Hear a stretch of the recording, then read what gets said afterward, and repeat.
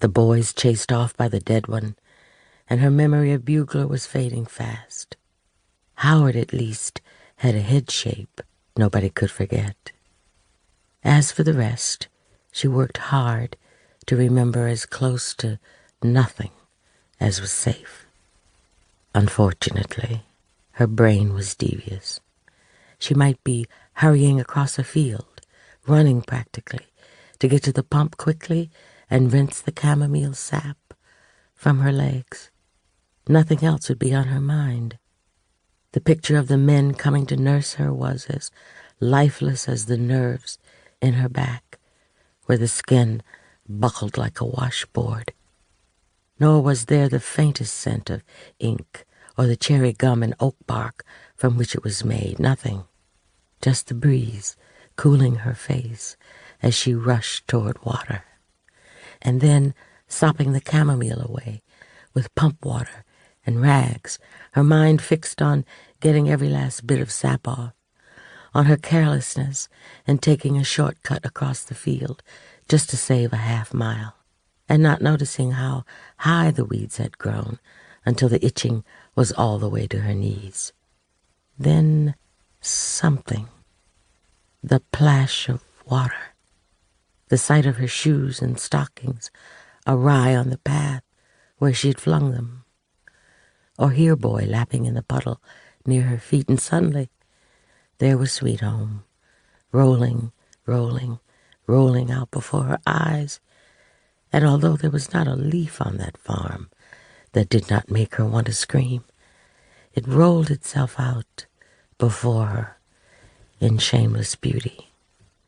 It never looked as terrible as it was, and it made her wonder if hell was a pretty place too. Fire and brimstone, all right, but hidden in lacy groves. Boys hanging from the most beautiful sycamores in the world. It shamed her, remembering the wonderful soughing trees rather than the boys. Try as she might to make it otherwise, the sycamores beat out the children every time, and she could not forgive her memory for that. When the last of the chamomile was gone, she went around to the front of the house, collecting her shoes and stockings on the way.